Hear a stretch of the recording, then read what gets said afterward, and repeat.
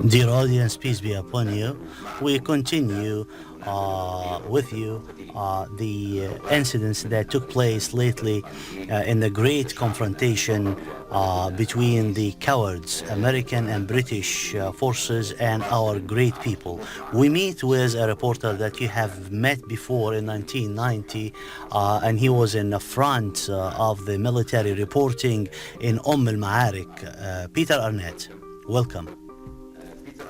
Peter Arnett is a reporter for the NBC, one of the largest networks, one of the largest in the United States.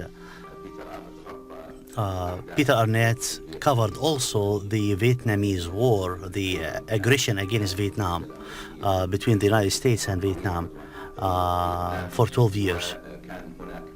And he was there from the beginning of the war until the end. And he covered more events internationally. We welcome him and we ask him a few questions. Welcome in Baghdad. And our people know your reports to CNN in 1991. Let us start with a question about the general image that you look now in Iraq. Well, I'd like to say from the beginning that the 12 years I've been coming here, I've met unfailing courtesy and cooperation. Courtesy from your people and cooperation from the Ministry of Information, which has allowed me and many other reporters to cover 12 whole years since the Gulf War with a degree of freedom which we appreciate. And that is continuing today. أود أن أقول في البداية وأعبر عن تقديري للتعاون الكبير الذي تبديه وزارة الإعلام والمواطنين كذلك لجميع ما قمت فيه في العراق منذ عام 91 والتقارير التي أرسلتها عبر 12 عاما وكذلك الآن بكل حرية. Yes. In answer to your question, it is clear that within the United States is growing challenge to President Bush about the conduct of the war and also opposition to the war.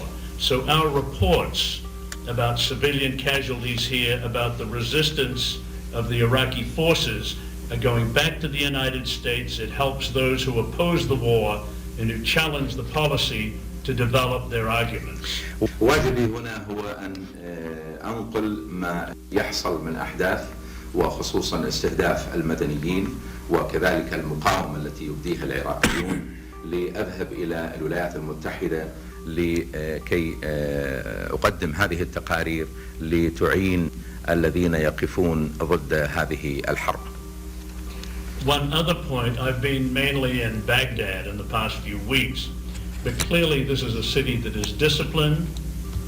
The population is responsive to the government's requirements of discipline.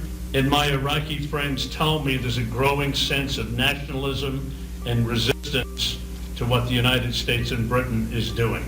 وأصدقائي هنا بأن ذلك هو تحصيل حاصل لشعور بالمقاومة والشعور بمواجهة أو ضرورة مواجهة الموقف الأمريكي من العراق. Yeah.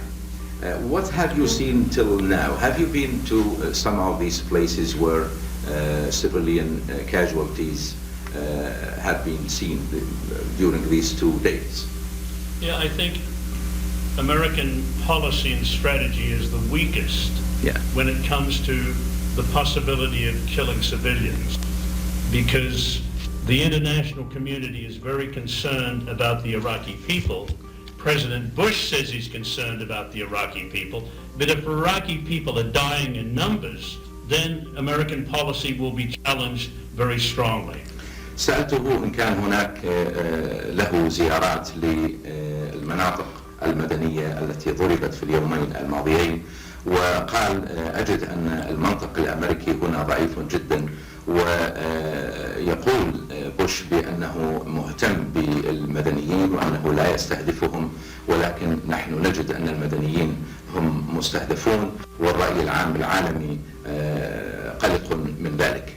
for that reason, the Pentagon keeps saying that the civilian casualties, particularly in Baghdad, in the last 3 or 4 days at the marketplaces, the Pentagon says, well, they're Iraqi missiles that land amongst the people.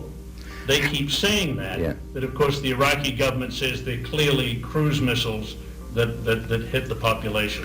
حول ذلك يدعي البنتاغون وزارة الدفاع الأمريكية بأن هذه الإصابات بين المدنيين قد أحدثها الطيران العراقي، ولكن من الواضح أن الصواريخ الأمريكية كانت السبب في ذلك. Now during the first Gulf War, when I was the only reporter here reporting for CNN, whenever I gave a report about civilian casualties or civilian installations destroyed or casualties created, the Pentagon and the Bush administration got very angry and called me a traitor. في عام 91 عندما كنت أنقل تقاريري من العراق وكنت أتحدث عن إصابة المدنيين، كان بوش الأب منزعجا من ذلك كثيرا، وكان يصفني بأنني خائن. ويذكر المشاهد الكريم أن السيد بيتر آرنت قد نقل العديد من التقارير، واحد من عندها كان تقرير حول الميلك فاكتوري، معمل حليب الأطفال، والذي دارت حول هذا الموضوع مناقشة على التلفزيون بين بوش وبيتر آرنت اللي اتهم بوش بأنه خائن. However, when missiles hit the Al Amaria shelter in early February 1991, killing nearly 400 women and children, the Bush administration had to admit that they were responsible. And when that happened, there was a different attitude to the war. They had to try and complete the war fast, because the world criticized that bombing very severely. ومع ذلك عندما حصل قصف ملجأ العامرية، كانت الحكومة الأمريكية مضطرة إلى الاعتراف بما حصل، وكان موقف الرأي العام من ذلك هو عدم القبول المطلق لأعمال من هذا النوع. Clearly, the American war planners misjudged the determination of the Iraqi forces. من الواضح أن الذين أداروا هذه العملية في أمريكا قد أساءوا تصور أو أساءوا إدراك قدرة العراقيين في المقاومة. And I personally do not understand how that happened, because I've been here many times, and in my commentaries on television, I would tell the Americans about the determination of the Iraqi forces, the determination of the government, and the willingness to fight for their country. But me and others who felt the same way were not listened to by the Bush administration. وفيما يخص ذلك كنت أتردد على العراق لعدة مرات، وقد نقلت عبر تقاريري مدى التصميم الذي يتحلى به الشعب العراقي وكذلك الحكومة العراقية في مواجهة العدوان الأمريكي، وكنت أقول ذلك في تقاريري ولكن لا أحد يسمعنا. That is why now America is reappraising the battlefield, delaying the war maybe a week, and rewriting the war plan. The first war plan has failed because of Iraqi resistance. Now they're trying to write another war plan. هذا سوء التقدير الذي وقعت فيه الإدارة الأمريكية، سوء تقدير الصمود العراقي هو الذي جعلها تتخبط فيما يتعلق بالخطة الأولى التي وضعتها، ولذلك هم يحاولون الآن أن يضعوا خطة جديدة، أن يكتبوا خطة جديدة للحرب.